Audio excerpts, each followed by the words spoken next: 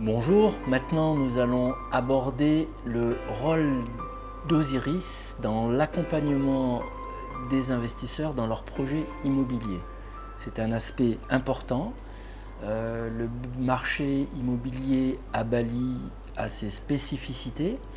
Il est fragmenté, il est moins régulé qu'en Europe et donc je parle dans l'aspect relation acheteur-vendeur.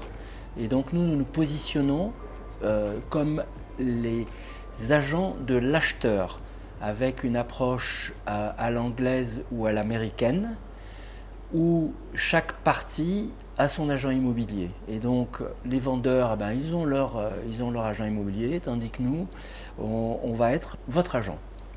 Stéphane, pour ce faire, a un certain nombre d'atouts. D'abord, le premier atout qu'il a, c'est sa connaissance du marché immobilier et sa pratique, puisque c'est une activité qu'il exerce depuis de nombreuses années. Et d'autre part, il a aussi une maîtrise parfaite du bahasa indonésien qui lui permet de savoir, et nos clients apprécient, de savoir ce que les gens sont en train de signer. Il a eu aussi une formation, il y a longtemps, on ne va pas insister là-dessus, en droit. Et donc, il a gardé une curiosité et l'esprit juridique, comme disaient nos professeurs. Et donc, il va chercher les textes, il va réfléchir à leur interprétation, et ce que je l'ai vu faire, il va poser des questions au notaire sur le pourquoi du comment et sur les modifications possibles. Donc, pour résumer, étant agent de l'acheteur, comment tu procèdes, Stéphane, en fin de compte, sur tous les aspects, à la fois opérationnel, commercial, accompagnement juridique et ensuite accompagnement management? En fait, il y a plusieurs choses à savoir sur l'achat immobilier à Bali, que ce soit pour du résidentiel ou que ce soit en fait pour faire du revenu locatif. On va dire la réglementation indonésienne est assez confuse.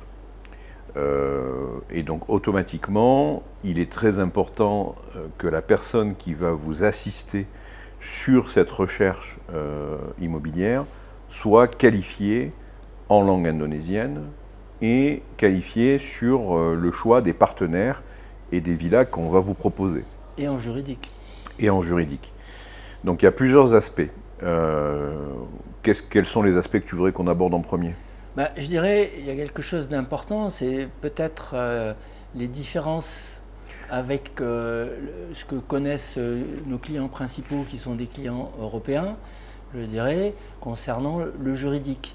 Et entre autres, ce qui concerne les locations, les autorisations de location, là où il y a des différences, et aussi parler, il y a un notaire, de parler de cet aspect-là, le déroulement au niveau juridique, en fin de compte, c'est important, je pense que c'est la chose à aborder.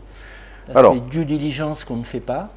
Ok, alors on va aborder on va aborder les choses de la manière suivante. On va aborder les choses d'un point de vue résidentiel et on va aborder les choses d'un point de vue revenu locatif. Je pense que ça sera plus clair pour tout le monde. Oui. On va démarrer par le résidentiel parce que c'est ce qu'il y a de plus simple. Pour le résidentiel, en fait, vous avez deux modes d'acquisition. Vous avez un premier mode d'acquisition qui est un bail de location. C'est-à-dire qu'en fait, ce qu'on appelle le leasehold en anglais. Le bail de location, on va vous proposer 25 ans plus une extension de 25 ans avec un maximum autorisé de 50 ans. Alors, quand je dis un maximum autorisé, en fait, c'est parce que les notaires en Indonésie, notamment sur Bali, parce que c'est différent sur chaque île et sur d'autres régions de l'Indonésie, sur Bali, ce qui est coutumment accepté. La pratique du droit. C'est une pratique du droit. C'est 25 ans plus une extension de 25, ou 30 ans plus une extension de 20, ou 20 ans plus une extension de 30. C'est-à-dire que les notaires, en fait, vont enregistrer jusqu'à 50 ans un bail de location. Donc ça, c'est le leasehold. En France, effectivement, ça peut se rapprocher. C'est un équivalent, mais ce n'est pas un similaire. Voilà. Après, vous avez une deuxième possibilité, c'est ce qu'on appelle le freehold. Alors, c'est ce que vous entendez beaucoup, il y a beaucoup de gens qui veulent acheter en freehold. Mais le freehold, si je le traduis en français, c'est la pleine propriété. Et c'est là où il y a ambiguïté, on va dire. Il y a une ambiguïté, mais il y a une solution. C'est-à-dire qu'en fait, et là, je vais être obligé d'utiliser des termes indonésiens. C'est-à-dire que le freehold en indonésien, il est réservé aux gens de nationalité indonésienne. Et c'est ce qu'on appelle en indonésien, quand on va passer devant le notaire, on va signer un certificat notarié qui s'appelle le certificat hak milik, qui est le certificat de propriété. Que ça soit bien clair, c'est très important. Pas de toute propriété ou de plein de propriétés pour les étrangers à l'Indonésie. Voilà. Alors, il y a un moyen dérivé de pouvoir acheter en freehold, c'est-à-dire sans durée dans le temps, mais il y a quand même une durée dans le temps. Donc, on va en parler. C'est ce qu'on appelle en indonésien un hak pakai. Et l'hak pakai, c'est un droit d'usufruit.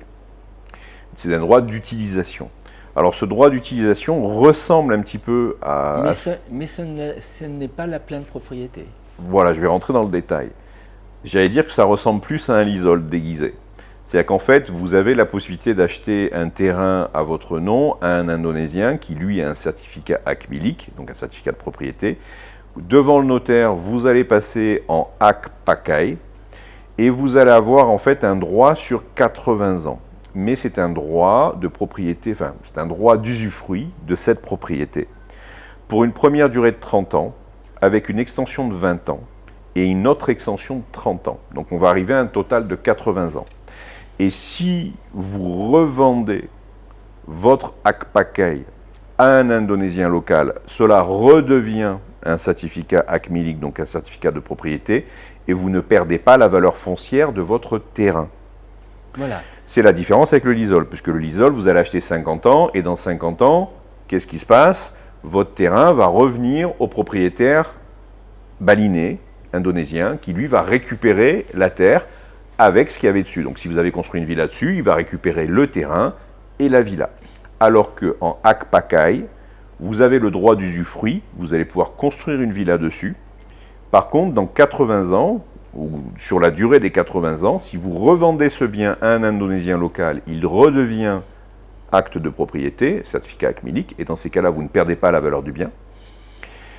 Ou alors, vous revendez à un autre étranger comme vous qui veut faire la même chose que vous, c'est-à-dire un droit d'usufruit sur 80 ans, et là, dans ces cas-là aussi, vous ne perdez pas la valeur du terrain.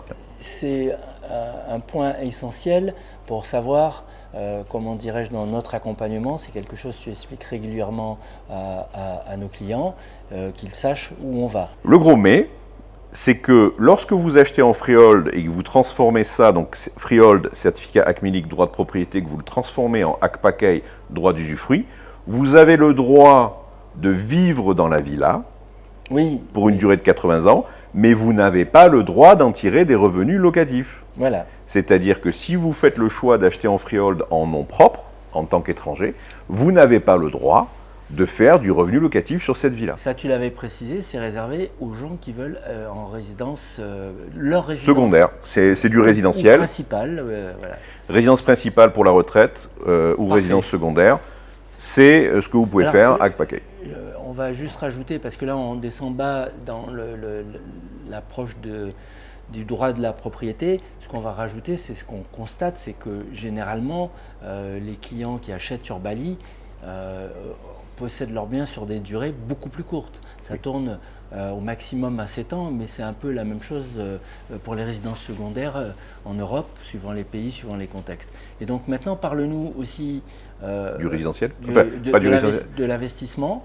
Voilà. Alors, effectivement, on fait l'accompagnement. Tout ça, c'est pour démontrer que Stéphane maîtrise bien le sujet et qu'on entend surtout beaucoup de choses de gens qui ont mal intégré ou les réglementations ou les lois indonésiennes, voire des fois les interprètent. Voilà. Mais donc, concernant l'investisseur. Concernant l'investissement locatif. Alors, concernant l'investissement locatif, vous avez également deux modes d'acquisition. Le premier mode d'acquisition, c'est le leasehold. Donc ça, vous n'avez pas de souci pour faire votre mode d'acquisition au leasehold. Donc 25 plus 25, 20 plus 30, voilà. 30 plus 20. Mais on va dire un maximum qui est autorisé aux alentours de 50 ans. Et vous avez la possibilité d'acquérir le bien en société. Et donc de créer une société à capitaux étrangers, ce qu'on appelle la fameuse PT-PMA. Et dans ces cas-là, vous allez pouvoir rentrer dans une équivalence de ce qu'on a vu avec le droit d'usufruit qui est l'hak pakai, mais pour une société. C'est-à-dire qu'en fait, la société, la PT-PMA, va pouvoir acheter un terrain en freehold, donc en pleine propriété, et le transformer non pas en hak pakai, mais le transformer en hak guna bangunan, c'est-à-dire en acte pour la construction. Et vous allez avoir la même période que pour le hak pakai. C'est-à-dire que vous allez avoir une période d'autorisation de 30 ans, plus 20 ans, plus 30 ans, c'est-à-dire une période totale de 80 ans. Les mêmes avantages que l'hak pakai, c'est-à-dire que si on achète un bien en société avec une PTPMA, on met le terrain au nom de la PTPMA et on est parti pour une durée théorique de 80 ans. Et en cas de revente, on peut revendre sans perdre la valeur du terrain, puisque si on revend soit à un Indonésien national, eh bien c'est retransformé en certificat ACMILIC, donc en droit de propriété. Et si on revend à une autre PTPMA, c'est reparti pour 80 ans. Alors, oui, ça c'est la règle. Maintenant, il faut préciser que d'un point de vue pragmatique, le fonctionnement, le coût du fonctionnement, il existe et qu'il vient, lorsqu'on parle d'investissement, puisque c'est le cas, il vient diminuer le rendement locatif. Donc, il faut bien réfléchir avant d'utiliser cette formule. Et généralement, Stéphane, tu me dis que c'est intéressant à partir de plusieurs biens ou un gros bien avec beaucoup de revenus. Alors, plusieurs choses. Premièrement, si vous voulez faire du revenu locatif en Indonésie, si vous prenez en tant que particulier en nom propre un terrain sur lequel vous allez faire construire ou un terrain sur lequel est déjà existant une maison en leasehold, vous n'avez pas le droit, en tant que particulier, de faire du revenu locatif en Indonésie. Vous êtes obligé de confier votre bien à une société, soit indonésienne, soit PTPMA étrangère, qui, elle, fait du management de villa. Alors, juste petite précision, la PTPMA est de droit indonésien, mais elle est réservée aux non-indonésiens, mais elle a des avantages, les mêmes modes de fonctionnement que les sociétés indonésiennes. Oui, voilà. C'est une société qui est enregistrée en Indonésie. Donc, en tant que particulier, si vous prenez un bien pour faire du revenu locatif, si vous prenez un bien en leasehold en nom propre, vous serez obligé de faire appel à une société de management qui, elle, va rentrer le bien dans sa société et faire du management et vous donner les résultats de cette location par la suite, avec un système d'imposition qui fera sûrement l'objet plus tard d'une discussion dans le podcast ou sur un autre podcast. Oui. Maintenant, si vous achetez une villa, vous pourriez, au lieu de passer par une société qui est déjà existante de management, vous pourriez créer votre propre société de management. Mais c'est là, en fait, qu'il y a un ratio qui s'opère. Enfin, il y a un ratio à calculer. C'est-à-dire que si vous investissez sur une seule villa, il n'y a aucun intérêt à monter une PTPMA pour une villa. Parce qu'en fait, les coûts qui sont liés à la création de société, au fait de prendre un bureau en location pour domicilier la société, le fait d'avoir des employés indonésiens qui sont associés à cette société, le fait d'avoir un chiffre d'affaires minimum mensuel, un chiffre d'affaires minimum annuel à faire, ben en fait tout ça va faire que pour une seule villa, ça n'a aucun intérêt de créer une PTPMA. Ça va diminuer grandement le rendement global. Voilà. Alors, comme on parle de l'accompagnement, on a jugé intéressant de développer cet aspect sur le titre de la propriété. Dans l'accompagnement, au moment, après avoir qu'une maison ait été sélectionnée par un acheteur et qu'il manifeste son intérêt pour cet achat, comment ça se passe? Je vais même remonter un petit peu avant. En fait, lorsqu'on vous reçoit sur Bali, on va d'abord déterminer quel est votre projet. Est-ce que c'est un projet résidentiel ou est-ce que c'est un projet en revenu locatif? Ou des fois, c'est des projets qui sont un petit peu des deux, c'est-à-dire c'est 50-50. Ce qu'on appelle, nous, les projets mixtes. Les projets mixtes. Et donc, ce qu'on essaye aussi, au-delà de ces grandes orientations, on essaye de voir avec vous quelles sont les caractéristiques que vous voulez à ce bien et comment vous allez le faire fonctionner. De manière à, lorsque vous arrivez, Stéphane puisse vous proposer une sélection de biens parce que quelque part, c'est notre job de savoir ce que vous voulez. On ne va pas vous présenter 15 villas, on va vous en présenter quelques-unes après différents échanges entre vous et nous. Et Stéphane nous présentera les maisons qui sont le plus proches au jour d'aujourd'hui des caractéristiques que vous avez citées, taille de la maison, prix et les emplacements. Mais de toute façon, que ça soit du résidentiel ou du revenu locatif, c'est le même process. C'est le même procédé. En fait, au lieu de faire comme la plupart des agences immobilières qui sont présentes sur Bali et de vous montrer tous les biens qui sont disponibles à la vente, C'est par rapport à votre projet, en fait, qu'on va vous faire une sélection de biens qui correspondent à votre projet. C'est le boulot de l'agent. C'est le boulot de l'agent. Et c'est le boulot de l'agent de l'acheteur.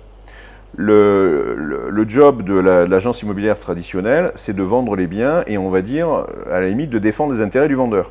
Moi, je suis plus dans l'optique de vous dire, moi, je vais m'intéresser à votre projet et par rapport à votre intérêt, je vais sélectionner des biens qui correspondent réellement à ça. Parce que on a une problématique sur Bali qui est, on a énormément de biens qui sont à la vente. Maintenant, énormément de projets aussi qui sont en cours de construction.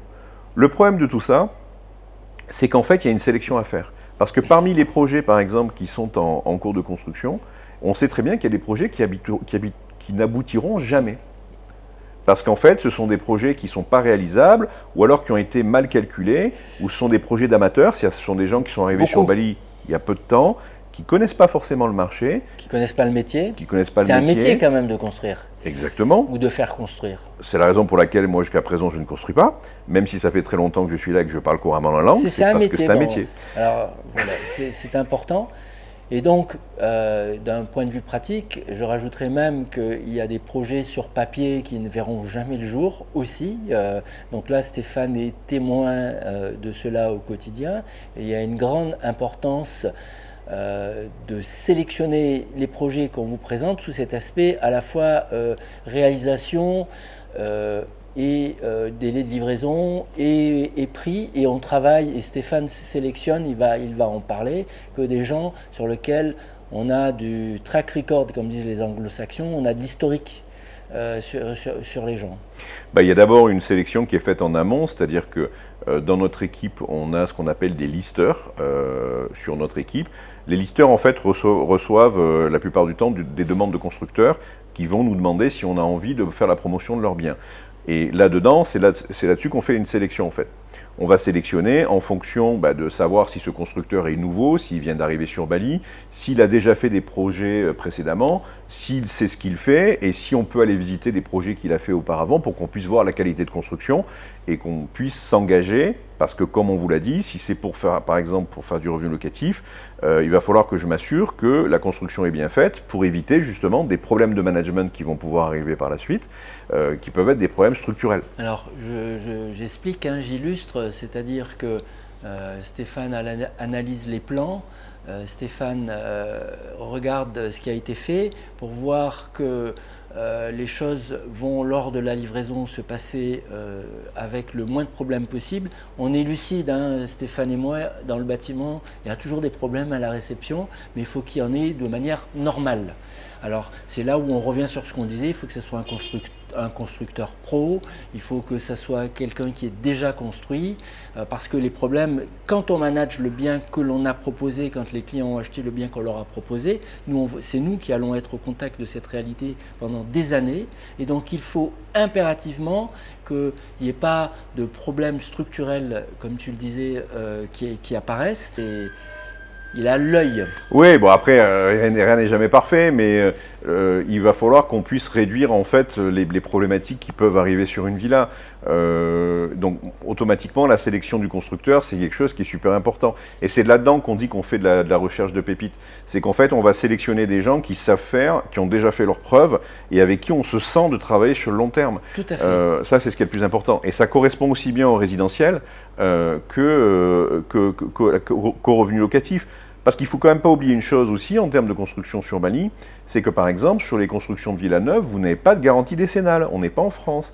Les garanties sur une villa neuve en Indonésie et notamment à Bali, ça va de 3 mois à 1 an maximum, voire 2 ans sur certaines sociétés.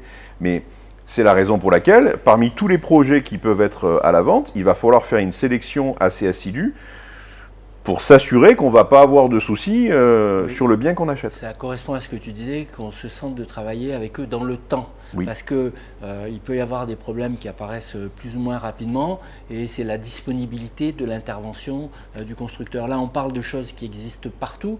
On a nos habitudes sur la France de ce que c'est une livraison et ce que c'est l'intervention des entreprises après. C'est jamais très simple. C'est pour ça qu'en amont, il faut travailler avec des gens qui sont... qui a une approche qualitative de tout ça. Alors Stéphane en a. quelques-uns, et c'est pour ça qu'on va privilégier les biens de ces personnes-là, parce que des fois ça va primer sur un meilleur prix et des choses comme ça. Voilà. Ben, c'est là que la différence se fait quand vous avez quelqu'un qui, comme moi, est là depuis très longtemps. Moi, ça fait 11 ans sur Bali, donc 11 ans sur Bali, ça me permet de connaître des gens, D'avoir ton réseau. D'avoir un réseau. Mais après, moi, ce que j'apprécie énormément dans ce métier, c'est qu'en fait, on découvre des gens nouveaux tout le temps et on trouve des gens de qualité. Je t'ai présenté la semaine dernière un gars qui s'appelle James, qui vient d'Australie. Ça se voit tout de suite que c'est un pro, lui. Voilà, le gars a fait des projets architecturaux en Australie sur lesquels... Enfin, ça se voit, pardon. Ça a été ma première réflexion sur son chantier, quoi. Ça se voit, la manière dont le chantier est tenu, ça se voit de la manière dont les maisons sont agencées. Voilà, ça c'est important.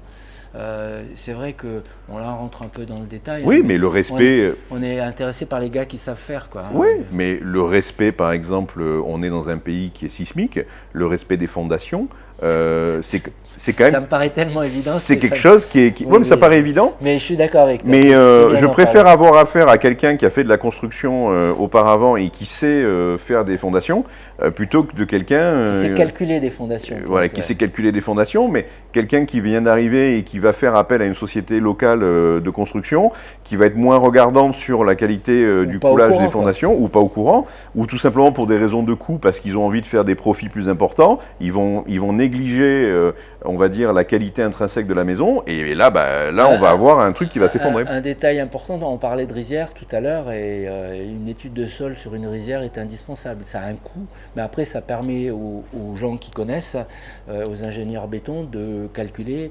la forme et la densité de béton. On ne va pas rentrer dans les détails. Mais on va aussi, par exemple, vous assister, et c'est là qu'on va faire peut-être la différence avec d'autres agences, on va aussi regarder, par exemple, quel est le branchement de l'eau, c'est-à-dire quel genre de système on utilise pour l'alimentation en eau des villas, c'est-à-dire est-ce que c'est l'eau de la ville, est-ce qu'il y a un puits, est-ce que ce sont des camions de livraison avec une citerne? Ce sont des choses qui sont importantes. Est-ce qu'on peut avoir l'internet à haut débit? Est-ce qu'on peut avoir l'électricité facilement? Est-ce qu'il va y avoir des problèmes de voisinage et de droit d'accès à la villa?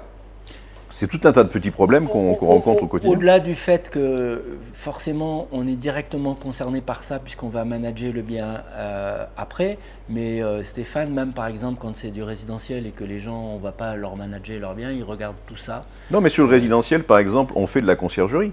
C'est-à-dire qu'en fait, nous, on a deux aspects dans notre activité, c'est-à-dire qu'on fait du management. De management. Oui. C'est-à-dire qu'on a aussi des gens qui viennent résider à l'année, donc ils ont un besoin de villa, mais qui vont nous confier toute la partie concierge. Alors, je m'explique, c'est-à-dire qu'ils ne veulent pas la louer pendant qu'ils sont absents. Voilà, mais... Et donc, il faut l'entretenir. Même quand ils sont présents, ils vont demander à avoir l'entretien de la piscine, du jardinier, et s'ils ne veulent pas s'en occuper, ils peuvent nous confier cette tâche-là.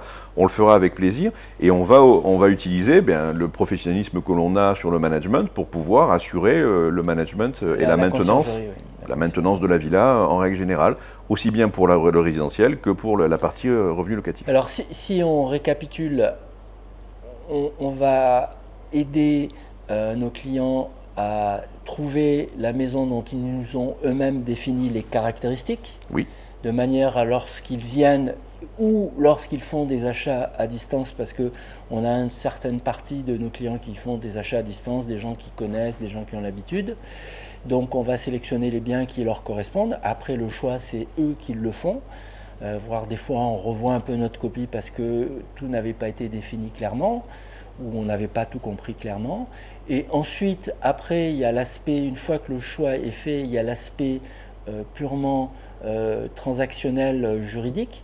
Donc là, Stéphane prépare tu vas en parler, un ITL? En fait, on va préparer d'abord une intention de location ou une intention d'achat si c'est un freehold. Qui va ressembler à ce qu'on appellerait, en tous les cas, dans le droit français, à un contrat de réservation. Voilà. Qui va ressembler, je dis bien. On va mandater derrière un notaire qui, lui, va faire ce qu'on appelle en anglais une due diligence, c'est-à-dire qu'il va faire un contrôle de tous les papiers légaux et de s'assurer qu'il n'y a pas d'empêchement à la vente. Voilà. Et là, Stéphane, des fois, parce que je l'ai vu faire, peut réfuter le notaire du vendeur, oui. parce qu'il connaît son monde, on va dire ça, et dire je voudrais que ça soit tel notaire. Et dans ces cas-là, le vendeur, s'il a un acheteur, il va dire oui.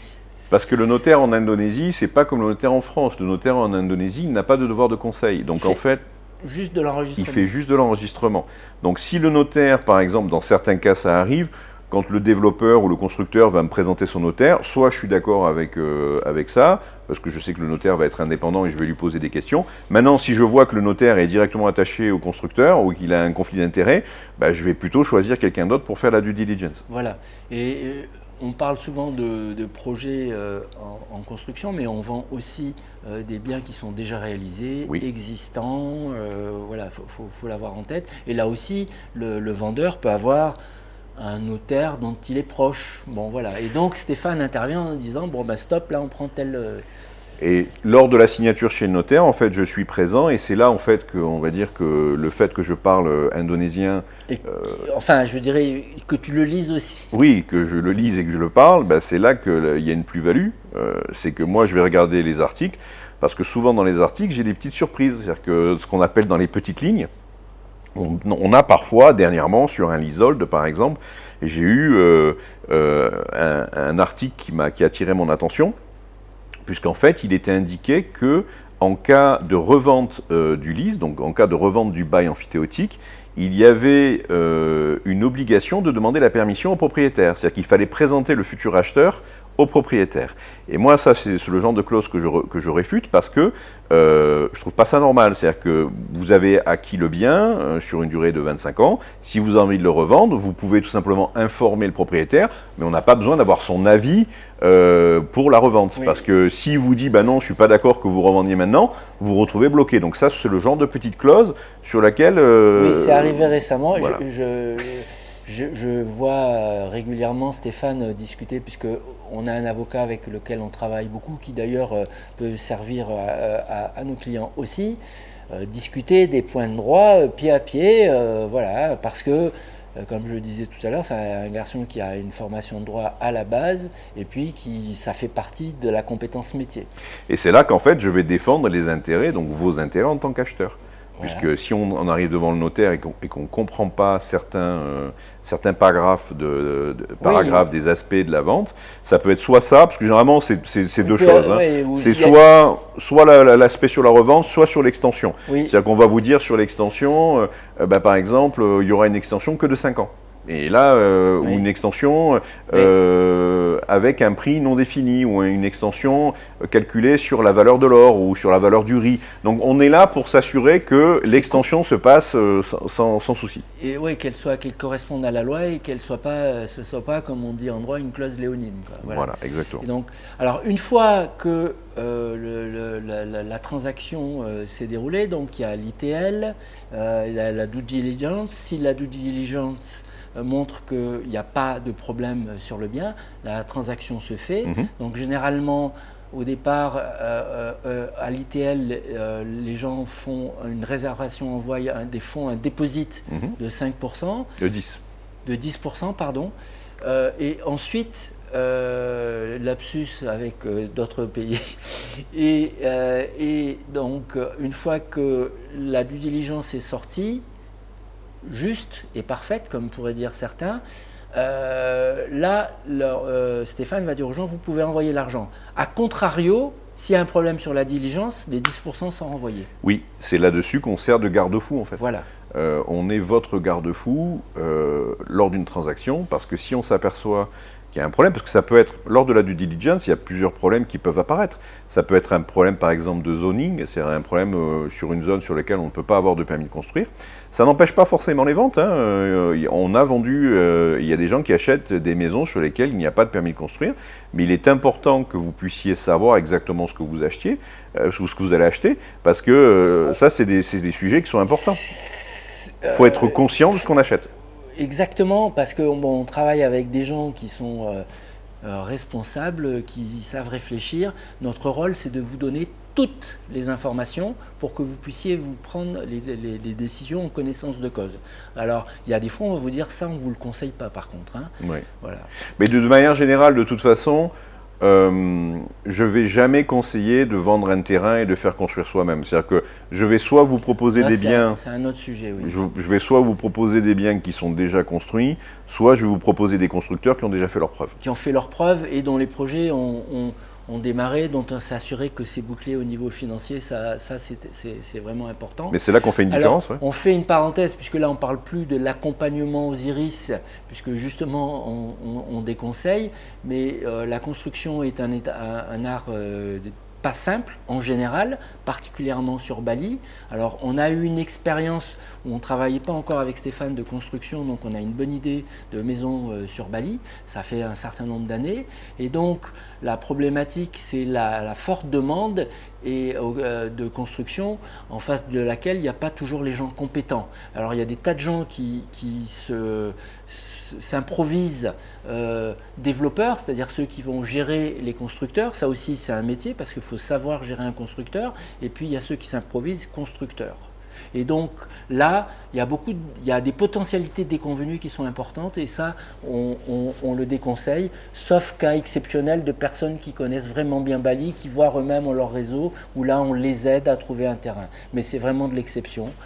Voilà. Ensuite, donc, on a vu donc l'aspect sélection, on a vu l'aspect comment dirais-je, purement transaction. On en était au fait que les fonds sont envoyés une fois que tous les feux étaient au vert pour que le transfert de lease puisse se faire. Et donc après, on l'a abordé tout à l'heure indirectement, il y a l'aspect mise en route pour les investisseurs du bien immobilier. Certains, comme je le disais tout à l'heure, viennent, d'autres ne viennent pas. Et le fait pour nous de prendre, là on est dans une maison qui vient d'être livrée, qui va être mise en location sous 3 jours, m'a dit Stéphane. Et là c'est vraiment une réception professionnelle. Parce que après, on en parlera tout à l'heure, on a des locataires et le moindre défaut, ils ont des belles maisons, on leur a dit que c'était parfait, ils veulent que ça soit nickel chrome quoi. Et donc là, Stéphane tout à l'heure nous montrait un petit bandeau de luminaire qui était dans la bibliothèque, qui descendait un peu et qui l'a remonté. Et donc on a, alors c'est pas Stéphane qui fait tout, hein, mais on a des équipes. Entre autres, on a Thio qui vient superviser les managers pour voir que tout est aux normes.